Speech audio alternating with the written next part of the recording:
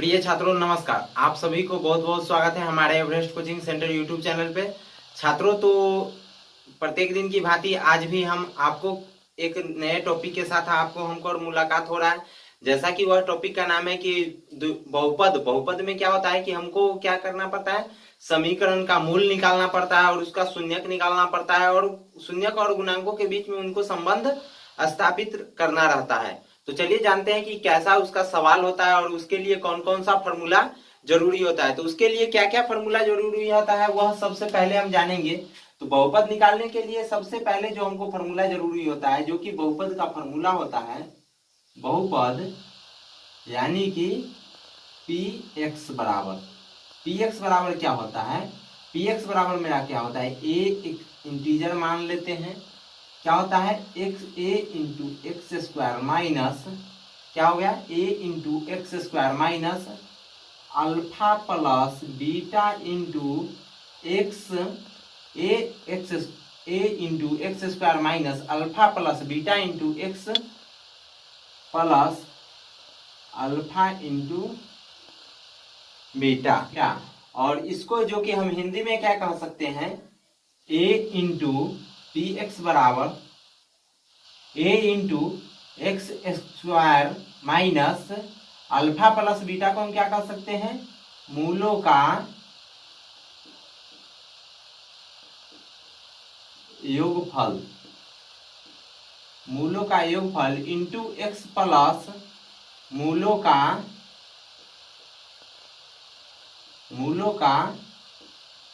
गुणनफल।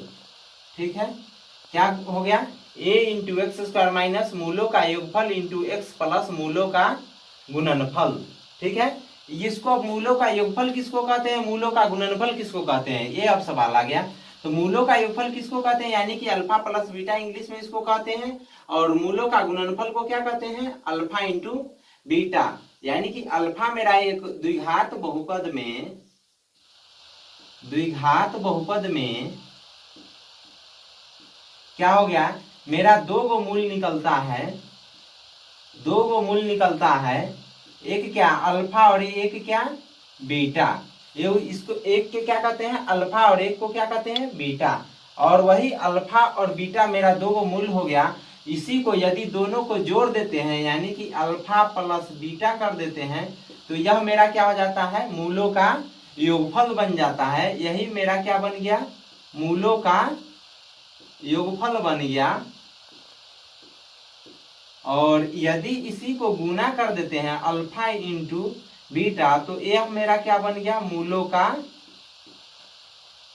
गुणनफल बन गया। ठीक है, अब इसको हम कैसे निकालते हैं वो हम जानते हैं।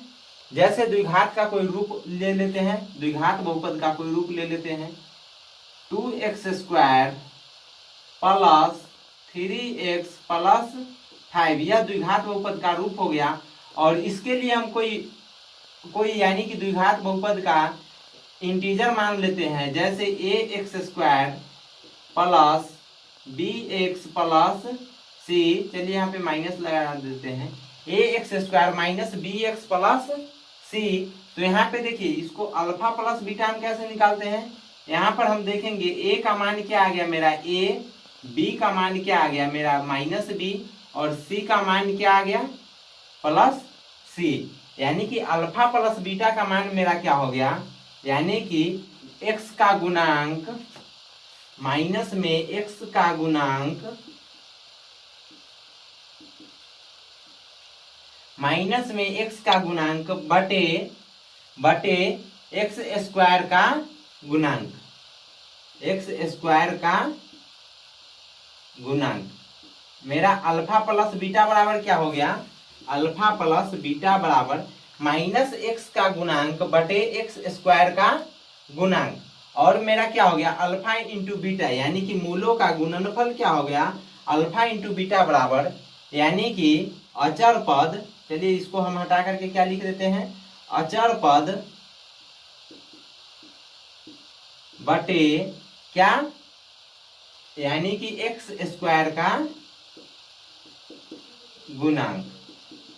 इसको हम फॉर्मूला याद करने के लिए हम क्या याद करने के लिए लिखते हैं, अल्फा प्लस बीटा बराबर माइनस एक्स का गुणांक। तो यहाँ पर देख लीजिए, जो भी एक्स वाला कहीं भी यदि भाग रहेगा तो आपको बीच में ही रहेगा, तो इसीलिए इसका हम फॉर्मूला लिखते हैं माइनस बी बटे में क्या, जो एक्स वाला रहता है हमेशा बीच में रहता है और एक्स स्क्वायर वाला कहाँ रहता है, हमेशा लेफ्ट साइड में रहेगा, इसीलिए माइनस बी बटा ए। इसको याद करने के लिए इसका हम फॉर्मूला क्या लेते हैं, अल्फा प्लस बीटा बराबर माइनस बी बटा ए, और अल्फा इंटू बीटा यानी कि मूलों का गुणनफल बराबर क्या लेते हैं, अचर पद मेरा क्या हो गया, यानी कि सी हो गया, इसीलिए हम क्या इसको लेते हैं सी बटा में क्या, एक्स स्क्वायर का गुणांक ए, यानी कि इसका हम लेते हैं सी बटा ए। इतना ही फॉर्मूला से द्विघात बहुपद का हम एक एक करके सवाल हल करेंगे। हमको चाहे क्यों ना कह दिया कि मूलों और गुणांकों के बीच संबंध स्थापित करें, चाहे इसका मूलों का योगफल निकाले, चाहे मूलों का गुणनफल निकाले,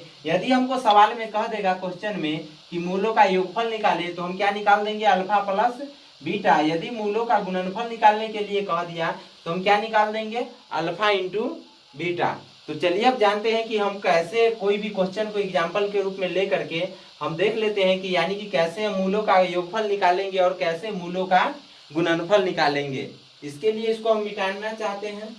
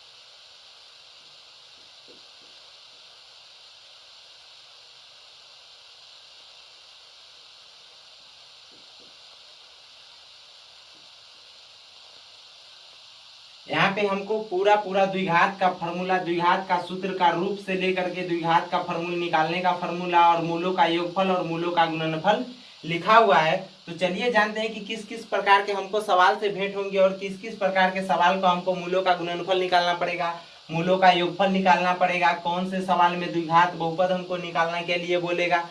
तो इसके लिए कोई सवाल को हम यहाँ पे एग्जाम्पल के स्वरूप में लेते हैं। जैसे क्या हो गया, यानी कि 3x square minus 5x plus 7 minus 5x plus 7 क्या हो गया मेरा सवाल, 3x square minus 5x plus 7। इसमें कह दिया कि के मूलों का योगफल एवं मूलों का गुणनफल निकाले। इसको हम कैसे निकालेंगे, यहाँ पे हम इस सवाल को ला करके लिख देंगे हल में। यहाँ पर हम ला करके सर्वप्रथम इस सवाल को लिख देंगे 3x square minus 5x plus 7। इस सवाल को यहाँ पर हम ला करके लिख देंगे। अब हमको क्वेश्चन में क्या कहा है कि मूलों का योगफल एवं मूलों का गुणनफल निकाले। तो मूलों का योगफल निकालने के लिए हम क्या करेंगे, अल्फा प्लस बीटा निकालेंगे। अल्फा प्लस बीटा निकालने के लिए हमको क्या पता होना चाहिए, ए बी और सी का मान पता होना चाहिए। तो यहाँ पे देखिए जो एक्स स्क्वायर का गुणांक होता है वो मेरा ए का मान होता है। ए बराबर क्या हो जाएगा, प्लस में 3 है इसीलिए ए बराबर 3। बी का मान क्या है मेरा, माइनस में 5 है इसीलिए बी का मान क्या हो गया, माइनस में 5। सी का मान क्या है मेरा, प्लस में 7 है तो इसीलिए प्लस में हम 7 लिख दिए। अब क्या हम निकालेंगे, मूलों का योगफल यानी कि अल्फा प्लस बीटा। यहाँ पे लिखेंगे मूलों का योगफल यानी कि अल्फा प्लस बीटा बराबर, अल्फा प्लस बीटा बराबर क्या होता है फॉर्मूला, अल्फा प्लस बीटा बराबर मेरा फॉर्मूला होता है माइनस बी बटा ए। इसको ध्यान से समझिएगा, माइनस बी बटा ए। माइनस कहने का मतलब यहाँ पे माइनस फॉर्मूला का और b का मान भी में क्या है, माइनस में 5, इसीलिए यहाँ पर फिर से -5। अब बटे में a का मान कितना है, a का मान है बटे में, तो a का मान कितना 3।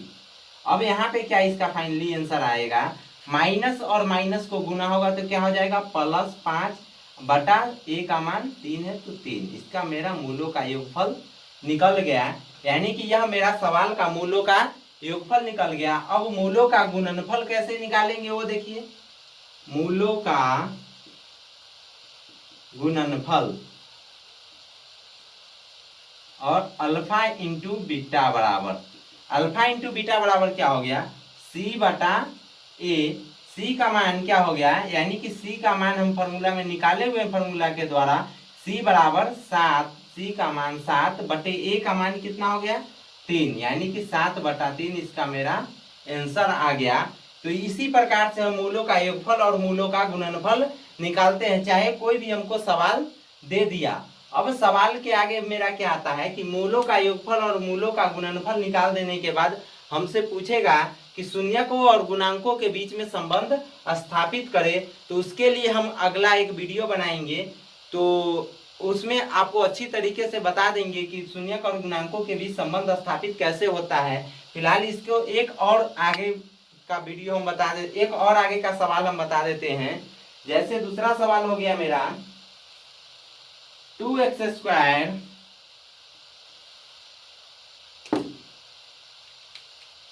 दूसरा सवाल मेरा हो गया 2x² - 3x - 5।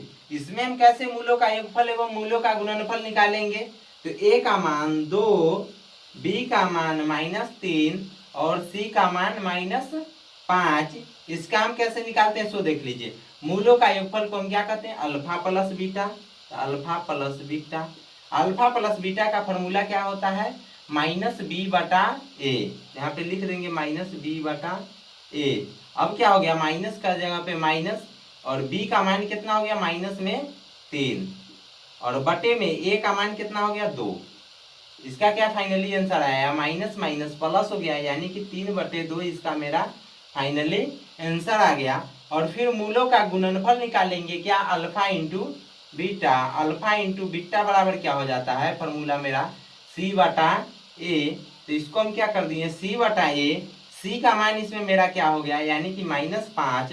तो यहाँ पे क्या हम लिख दिए -5, और बटे में a का मान क्या हो गया 2, यानी कि इसका मेरा आंसर हो गया -5/2। और एग्जाम्पल के लिए आपको हम दे देते हैं 1-2 क्वेश्चन, उसका आप हमको आंसर निकाल करके क्या मूलों का योगफल आएगा और क्या मूलों का गुणनफल आएगा, इसका आप कमेंट बॉक्स में जरूर डाल दीजिएगा।